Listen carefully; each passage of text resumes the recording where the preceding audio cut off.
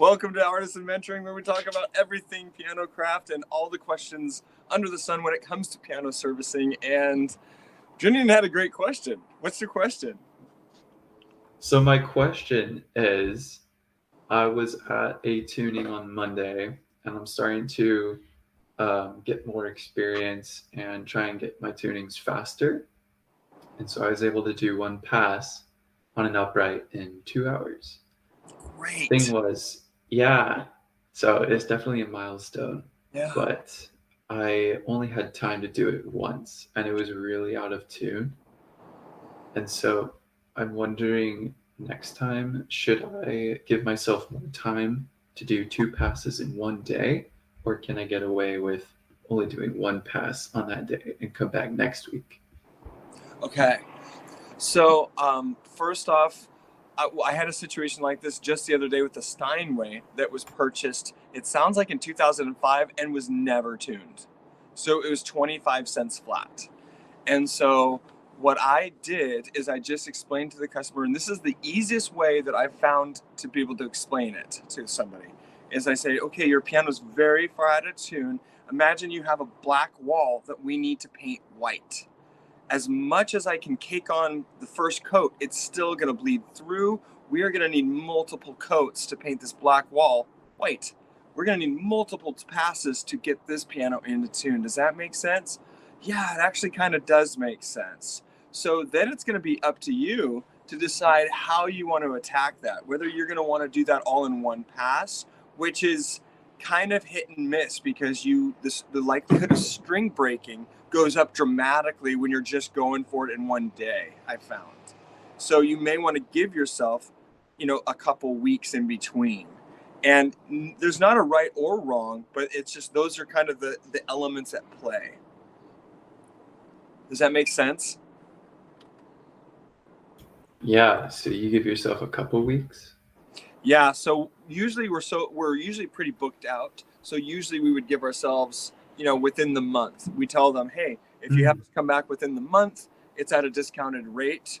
So let's just use real numbers or hypothetical numbers. Let's say we're there to do just a tuning, and we do the tuning for $200. Okay. If we have time, if we feel good about doing an additional tuning at the same time, we'll charge an extra $100 for that on site. But it may be that you're going to say, you know what, I'm going to come back in a week or 2 weeks, and I'm going to charge, instead of the $200, I'm going to charge $150 because, we've already done some of that. So those are the things that you can decide as a business owner how you want to approach it. Great. So, but yeah, I am so excited for you. 2 hours. Thanks. That's fantastic.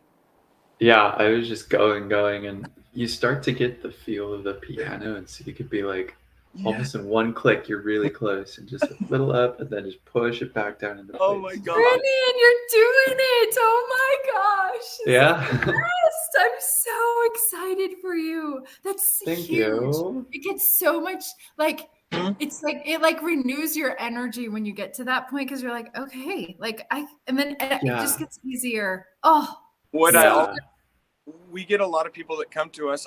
We're literally bringing somebody on. It takes them about 2 hours to tune a piano. And I just say, listen, his name is Daniel. Daniel, listen, this is the hardest and the worst it's going to be right now. It's only going to get exponentially easier and more fun. So good job. Cool. I find that once people hit the 2 hour mark, then it starts to become real. It starts to be like, okay, it's kind of like going to the gym. Once you get to the point where you're like, no, I actually kind of like it, then it's like it gets fun, and but it takes maybe a couple weeks or whatever to get to that point.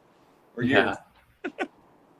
Yeah, I have a list of a lot of friends who are offering me to tune their piano because I'm just trying to get some experience right now. This is amazing. If you're gonna go tune, we always recommend just ask for Google reviews. Just start with that, if you're just, because at least you can get that going with your business and stuff. And I know a lot of you guys have already done that, but it's exciting. You're right there.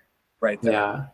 I figured my time frame is going to be to finish the PTA lessons, in under a year. And then I'll start starting up my business. Yeah. Start charging people. Yeah. But yeah, for now, I guess you still get Google reviews and you don't like. Yeah, get everything. Because what I've found with people is that they do the PTA course or they do an online course and they're doing the same thing. We're like, I'm gonna just kind of hold off on everything until the year's done and then I'm gonna go for it. And then they kind of kick themselves. They're like, man, if I would have had some friends or family or people starting to kind of percolate, starting to plant the seeds of the on your business, your online profile, your website. By the time you're actually ready, you might have something to do. But a lot of times people get stuck where they're like, I'm ready, and there's like nothing to do because they haven't had this other thing starting to percolate in the background. So I really recommend doing what Stacy's saying is get that Google online presence, your website, and start to get a couple reviews and let the Google universe, again, Michael's more the expert on this, but let Google start to recognize you're a real thing so that by the time you want to show that you're a real thing, you already be there. Julian, Michael helped us with a really... Oh, go ahead. Sorry. Oh, you're good. I remember that time we had a video on it. Yeah. Yeah, I'll send you that link on the Google, like just getting that all uploaded because Michael gave some really good resources on that. It's probably outdated by now. It's probably been... It probably is. You know, tech stuff. It goes so fast. It's so true. Oh, so cool though. I'm just so happy. It's just like so exciting when that happens. Whenever I see a tech like get to that like 2 hour, it's like such a big deal because it takes, I don't know, it's so long the first many times.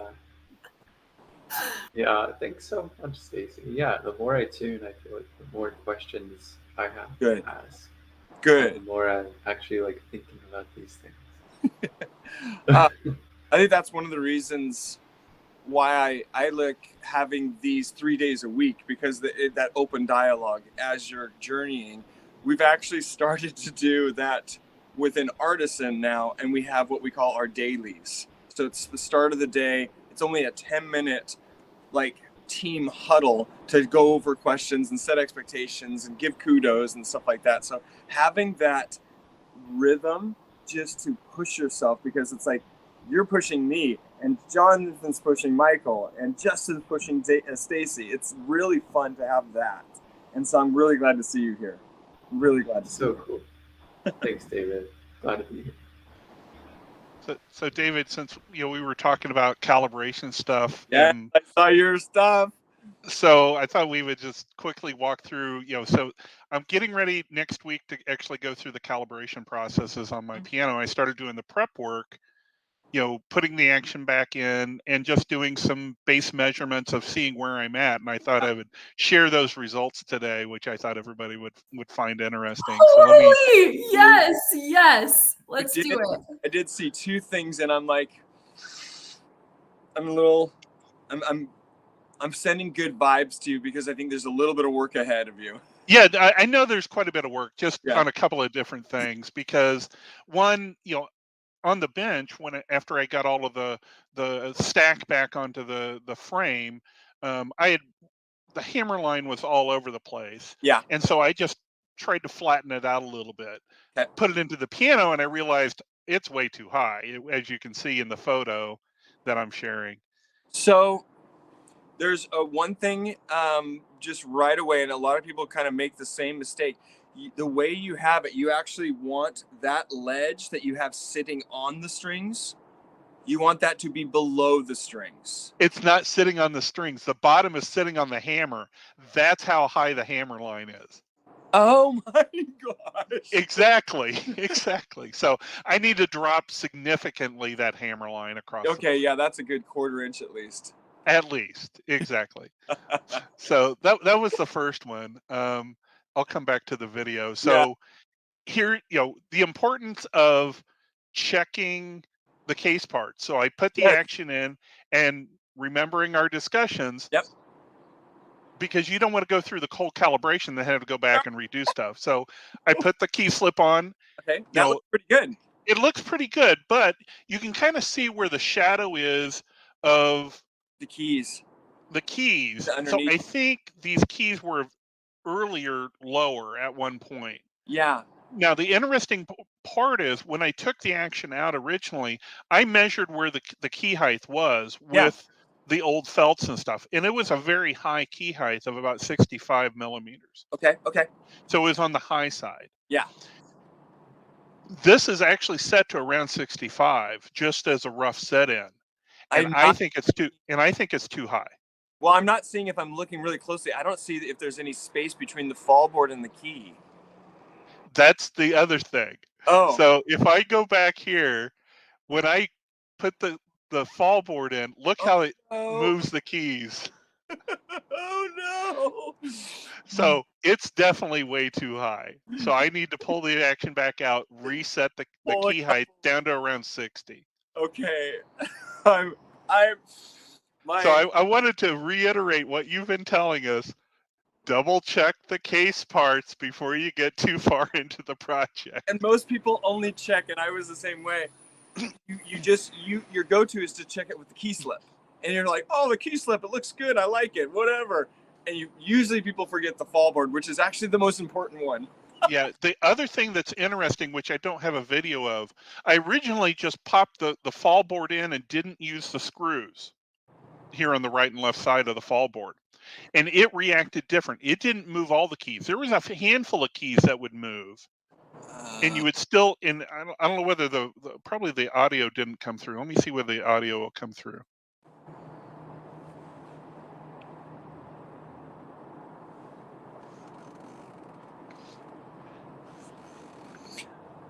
Did the audio come through? No. Okay. I can see it pretty clearly. Well, you'll be able to, when you look at the post that I put on, you'll be able to, but you hear it crackling where I could hear it. I think I could hear it, like that creaking.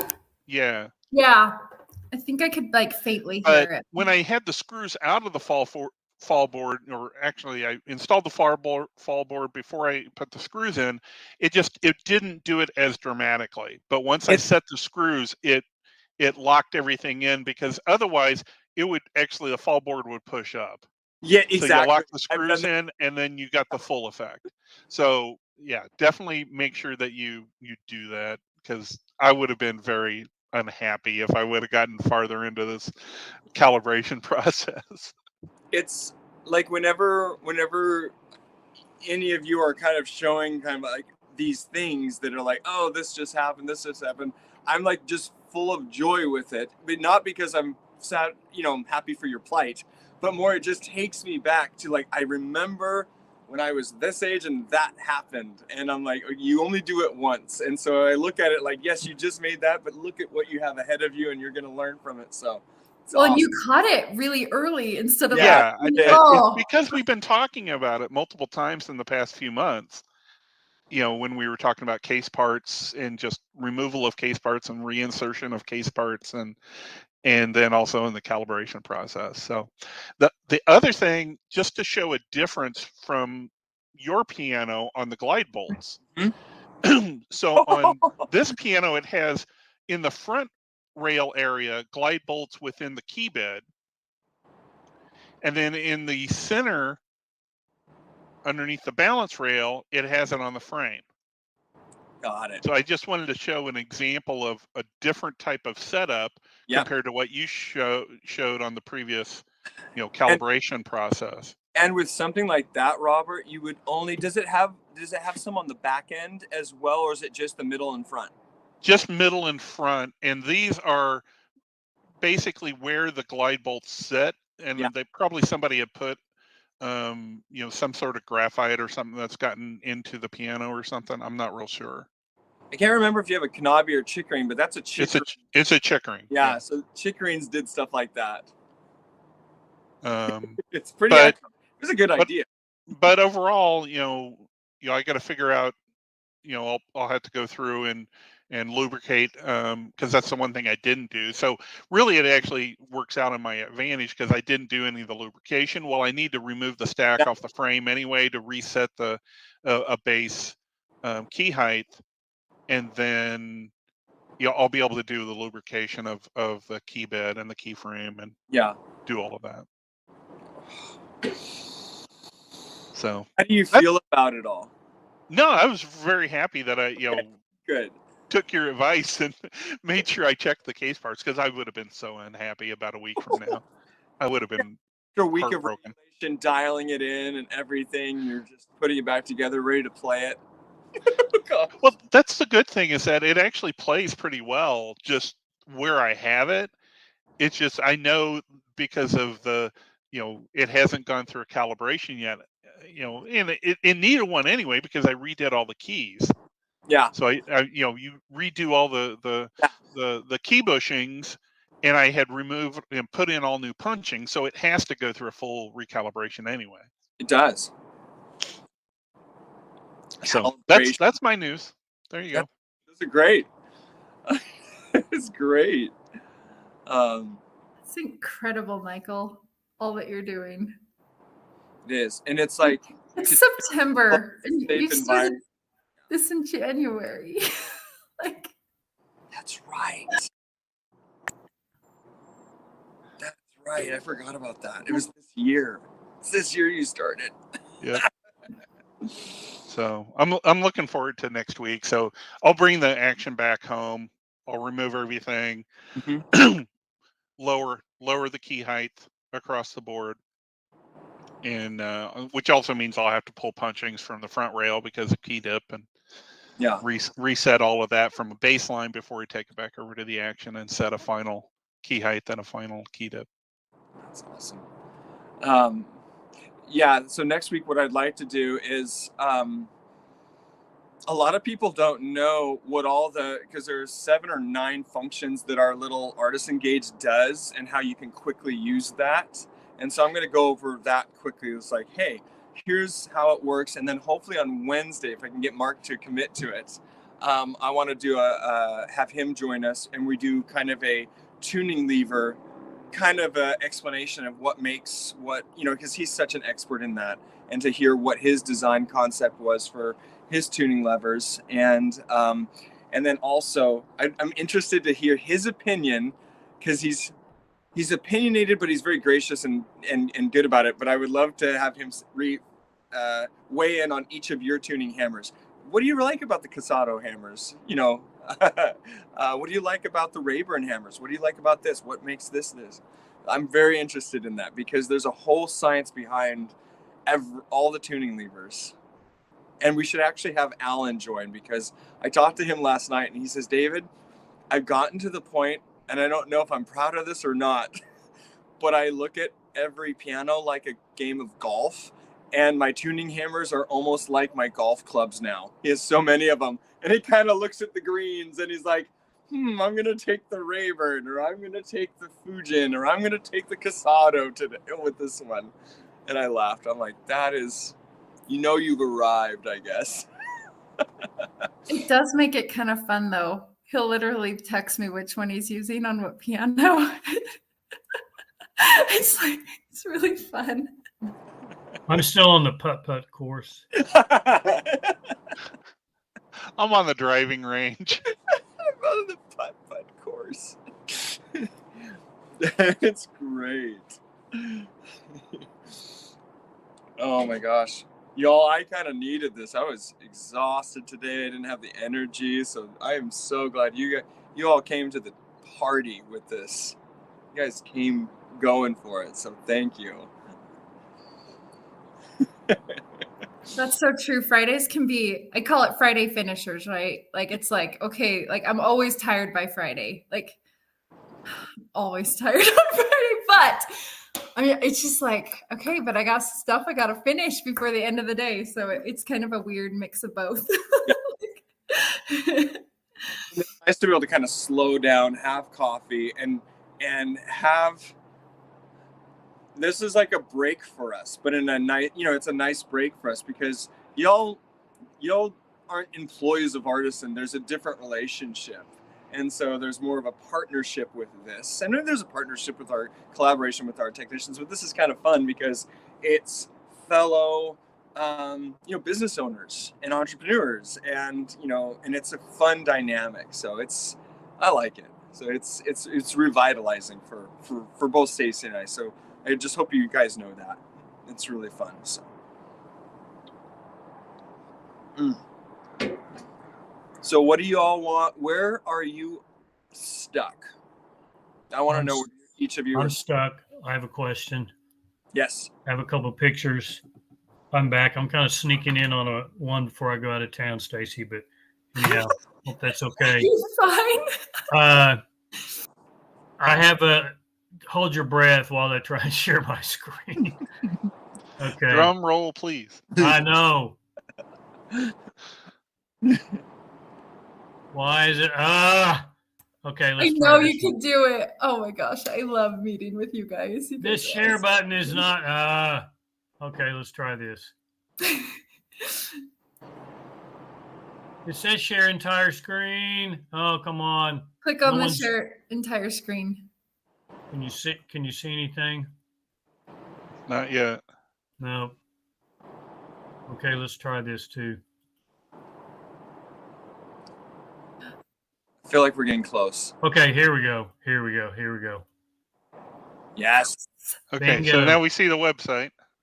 Okay, this picture here, it's a choir room piano. Yep. And I get to practice on these so that I don't charge them anything, but they let me mess around with it. Yep. We're having a concert next week. This is in the upper, and this hammer's sticking up. Yep. And it's just not going down. And it was an epic fail, and I walked out going, okay, I guess I need to find out. But if you look over on the right, yep, you can see that jack sticking up, but the whole whipping assembly is up. I mean, the entire assembly. So actually that jack is it's there. It's not sticking above the repetition lever, but the whole thing is too high compared to the other two around it. Am I making sense? Yep. How do I get that whole thing down? Okay, so first off, did you try to lower the capstan on the key? Did you try to lower it that way first? I didn't do that. I was doing these little, yep, kind of like the little let-off screw things. There's a couple of those adjustments. Yep. What it probably was is just that capstan on the key was up too high, which raised the whipping. Okay. That would be my number one. That would be my guess. Did anybody else have any thoughts on that? Yeah, that's the forest for the trees for me. I mean, yeah. I was gonna say that, but what if a note is like really different than the others, but all the capstans look the same? So trying to try that. Yeah. So if I've had this happen where, one of the things that I would check, and it sounds like you did, Robert, is you saw like, okay, is that jack either way too high or way too low with that repetition lever portion of the whipping? And you're saying no, it matched the others. Yeah. However, that whipping itself was above the other whippings, correct? Yeah. And so that would be my way of knowing, okay, that capstan needs to be adjusted. The only other thing I would check is that key itself sitting lower than the others? The keys seemed to be level. When I took the slip off.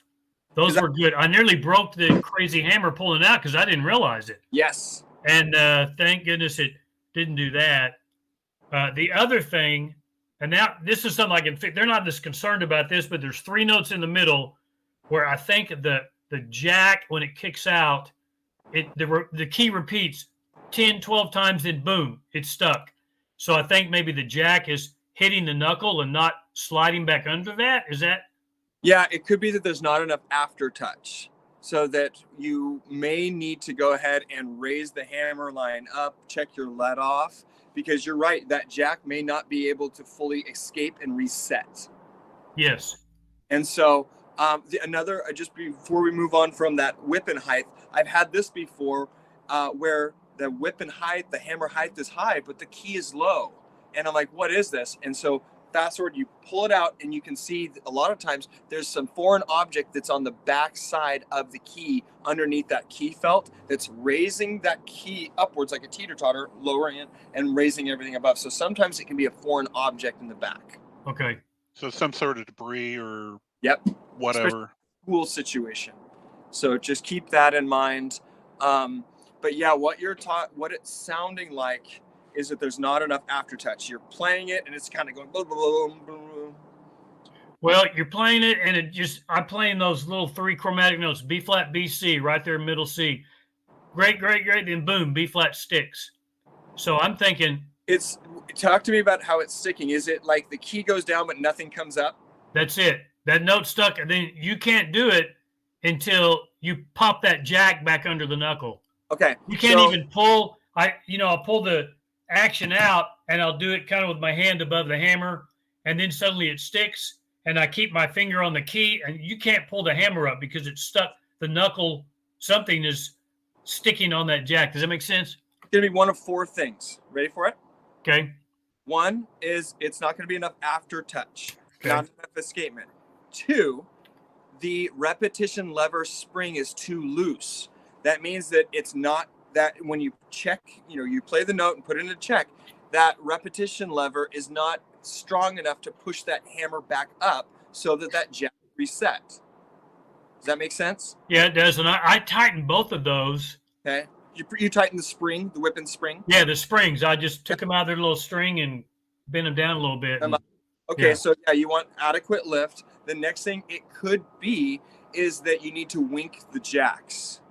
Remember how we talked about that, where you kind of flick the jack and see if the hammer moves at all? If it's moving, you need to adjust that repetition lever up or down in relation to that jack. Do you think the jack could be too far behind the knuckle? It's possible. That would be something to check. The only other thing it could be is if that jack is tight. So that's the fourth one, if it's tight. Okay. And I did lubricate flange, it. David. See, what's that? That would be the jack flange pinning. Yeah. That would be tight. Okay. Yeah, exactly. The other thing I saw in one video, just to clarify, on the knuckle, the little wooden part of the knuckle, are you lining that up with the middle of the jack or the front of the jack? It's actually, so it's towards the tail end of the piano, right? That back, your tail side of the piano, that edge of the jack needs to touch that side of the knuckle molding. So it's that back side of it needs to be lined up with the back side of that jack to the back side of that knuckle core. So this little wooden part is lined up with right there in the middle? Nope. You want there? Raise it up a little bit, Robert. More toward your right-hand side, not your left-hand side. You'll have to raise it up so we can see it in the camera. Yeah, like right. Yes. Yeah. So that back end of the jack to the back end. No. Opposite side of what you had. So put it back up there one more time. Yeah, because you're close, Robert. Okay. Yeah. Yes, like that. No. No? No. A little bit more. Keep going. There. That. Oh, the knuckles on the backside. Yes. So you see that back core molding, and that's lined up with the back of that jack. Yeah, that's right. Okay. Yeah. He had flipped the orientation, then I was like, I was back. Yeah. Okay. Does that make sense, Robert? Right there. Yeah, it does. I don't know why I was thinking the middle. Yep. So, well, I used to think the middle too, but it's you would think. And then I'm going to adjust one of these screws here to get that adjusted. Okay, this one. All right. I want to see an after picture once you fix it, Robert. I know I want to know what it was. Well, I put it back in. I did the springs and I put some little Pro-Tech in there on the flanges, pumped it back in, and I'm just proud of myself. And I'm playing those 3 notes back and forth. Hey Mac, I got it fixed. He's a choir director. Then suddenly the B flat sticks again. And I just went, and you just go, okay. You kind of walk out thinking, tail between your legs. I thought I had it, and maybe not.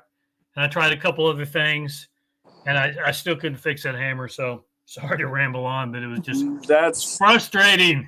It is frustrating, and it's like you just have to remember, like, you got a lot closer than Mac ever could, right? You're getting closer and closer and closer to it, and what was it? You never learn from your wins. You never learn from your wins. That's true. That's true. Well, he's good. We've known each other for a while. Yeah. So, but he texted me in Europe. I said, well, I can't be there till next week. We got a concert coming up. You got to be here. And it's like, I got this.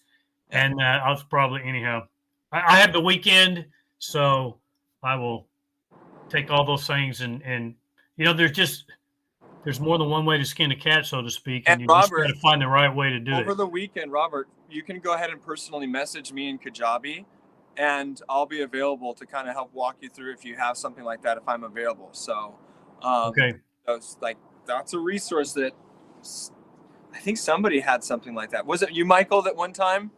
Yeah, I messaged you one time. Yeah. Yeah, and so that's, I geek out to this stuff. I do. So.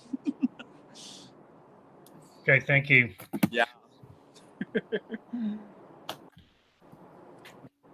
Oh. That was a good question, David. Where is everyone stuck? So where else are you guys stuck?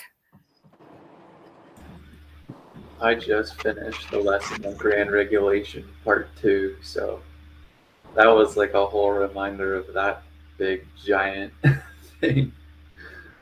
Okay, project. Do you ever like have those where you do a full-scale regulation? Yeah, I just got done with doing it on an Imperial concert grant, Imperial Busendorfer concert grant for a very high-end piano teacher, and the hammers. Oh, I should show you. I should post it.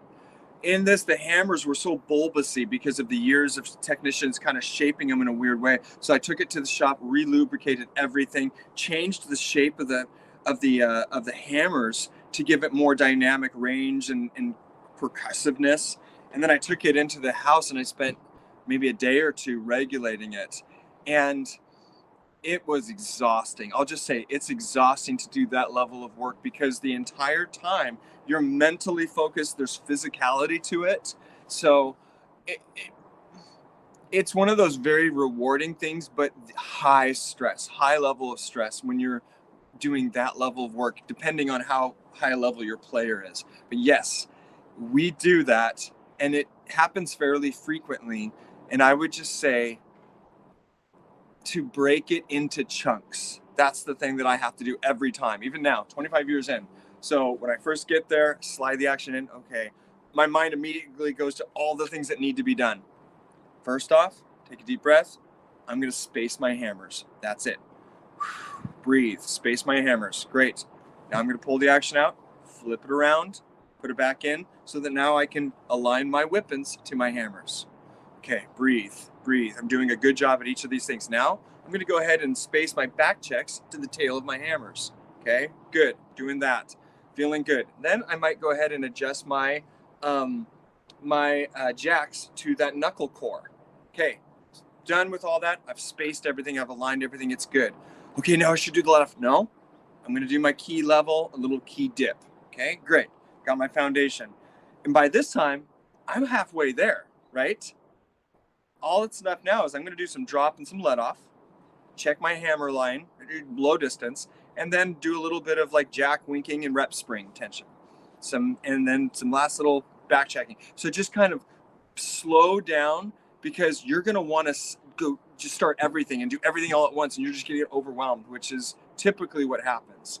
So my only suggestion in this is breathe, give oxygen to your brain, stay on that rhythm, and just break it into these little bite-sized chunks throughout the day or two when you're there, and do everything. A lot of people think it's just one adjustment that makes the regulation. It's never one adjustment. It's the 30 adjustments that give it a little bit, that when you bring them together, they just make all the difference. And so when I was done, he was absolutely floored, and I was relieved because it was a big job, and he wanted a lot from this piano, and he got it. So it was good. But to your point, as far as getting performance out of a piano like that, it's not like it's a spinet that somebody wants to be a grand. This is a high-end grand that you took it to its potential, right? Yeah, it was a $300,000 piano. I don't know I think that's what they cost. The Imperial concert grands. It's very expensive, very high-end. And like it had one-piece ivories. Like, so even in transporting it to the shop, I was just like stress. It's high stress. because you can't get that. You can't fix that. Like, let's just say something fell over in the car on the transport and broke an ivory. Like, that's rough. So that's not, you all will get there to where you get those calls and then you feel like, okay, I'm going to go for it. But just know that, just know that that's another level, and that's not the expectation now. Don't worry about that now. Don't get too far into the future, because right now it's like, I'm going to focus on my tuning down to from 2 hours down to an hour and a half. And if you're like me, I'm always looking to the way future, and that can be problematic for me because I can get stuck in the present. So David, on that piano, if you take it into the context of when it was brand new or near perfect condition, yeah, and whatever the age of this piano, with you doing the refurbishment and the recalibration of the action, how far do you think you got it back to that near perfect or near new condition on a percentage wise? Where was it sitting before you did the calibration? It was in 1969. 1 to 10. Yeah. 1 to 10, where was it, and how far forward did you push it? It was probably, okay. Yeah. Oh, I was gonna say it was 1969. It came from Texas, and it only been in Oregon for not super long. Yeah. And the hammers looked really. I was so nervous about this one because the owner didn't have a lot of money to spend on like putting all new parts on it. And reality is it could have probably used new hammer shanks and flanges. So I bolstered the knuckles. I went ahead and spent nearly a day surfacing and shaping the hammers a certain way. I would say before it was at probably a 5 out of 10, and I ended it with about a 9.5 out of 10. So it dramatically changed it in the better. I'm trying to think. I'm gonna post my pictures of kind of the before and after of the shape that I got with those hammers, because it is kind of staggering. Again, and I have to, my mentor showed me this. He was like, this is the shape. This is typically what the shape of the hammers look like over the years, and we don't want that because they're bulbousy. You're not going to get the tone. You're not going to get the dynamic range or the colors. So shape it like this. And I'm like, are you sure? Are you sure? Every time I do it, the concert pianists, I'm just kind of going through the motions, and it's to a man, they're always like, what did you do? I have so much color. I have so much range. I'm not a great pianist at all. And these people are a whole nother level. So it's fun because I don't understand what they're feeling or how they're doing it, but they are. And whatever I've been taught and am able to do makes it happen for them. So, but yeah, he was pretty happy. So that was fun. It made it worth it. But I definitely agree. I have a question about transporting. Yeah. Do you have like special brackets or anything in your car when you're transporting actions around? You know what? I've seen a couple technicians that made these custom kind of clamp things, and I'm all for that. No. For me, I just have a bunch of moving pads and blankets and seats that totally fold down.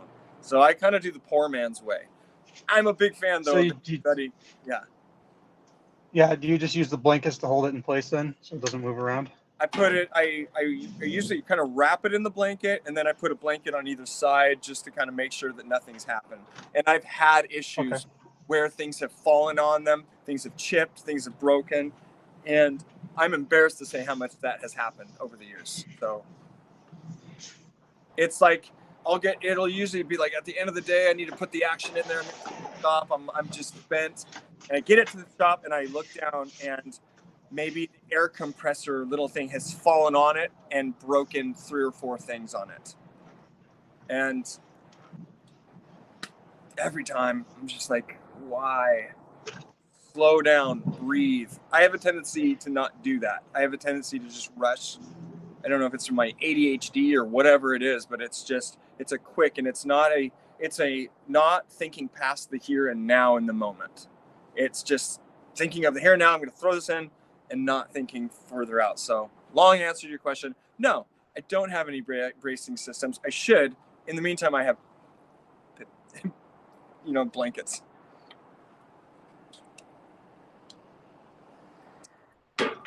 Hey, David. Sorry. Go ahead. Have you ever done a chipped key repair? I used to do those chipped key repairs for ivory, never for plastic. But I used to do it for the ivories. I'm actually color deficient, so like shades of things I have a hard time with. So I would sometimes think that I had it pretty good, and then somebody was like, "Hey, can you see the difference?" I'm like, "No." So it didn't end up going very well. And a lot of times my little repairs and it was probably the way I was doing it, wasn't doing enough of a scarf joint with the compound, but it seemed like they would always kind of pop off.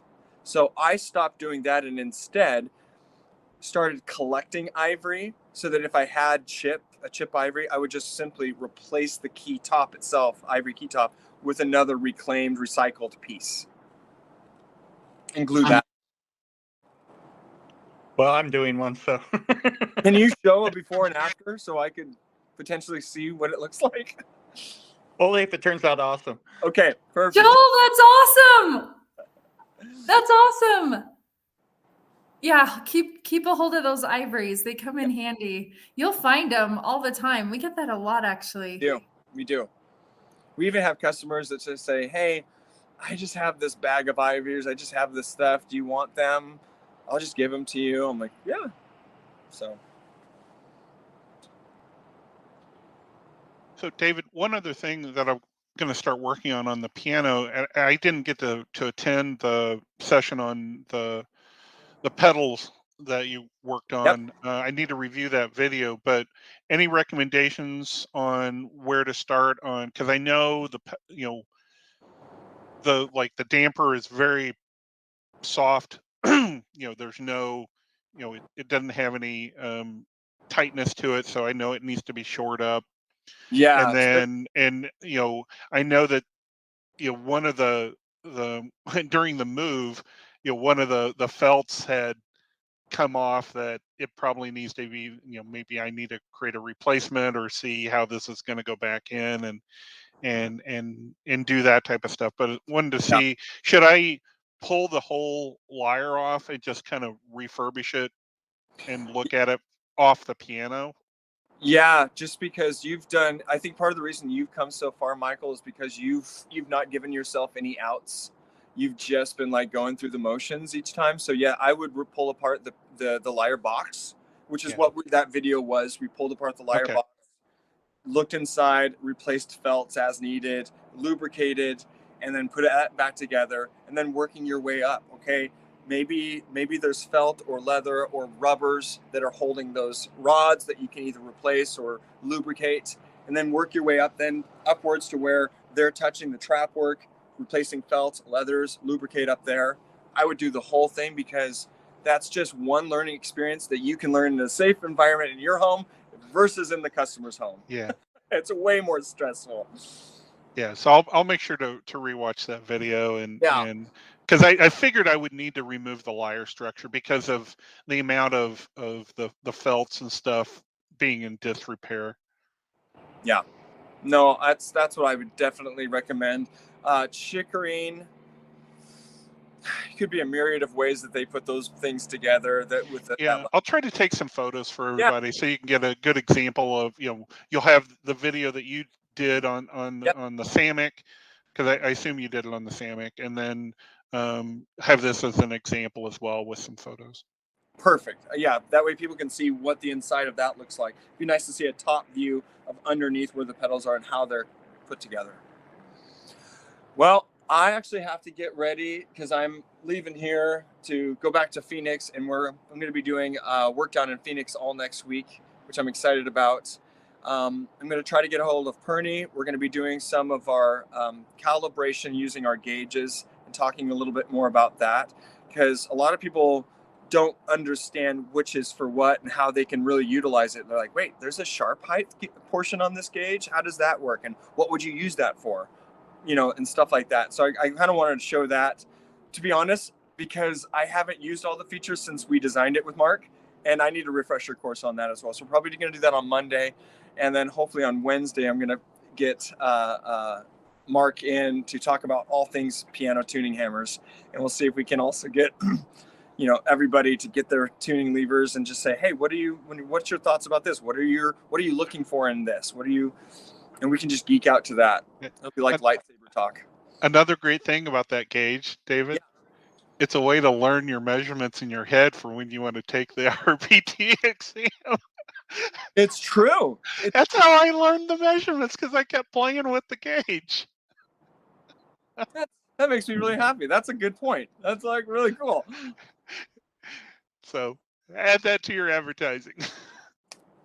I love it. I just think it's fun to have a tool out there that we helped kind of create, and it's like long after I'm gone, maybe there'll be a bunch of these little gauges in people's toolboxes for years to come. So we'll see. All right, I will see you all on Monday.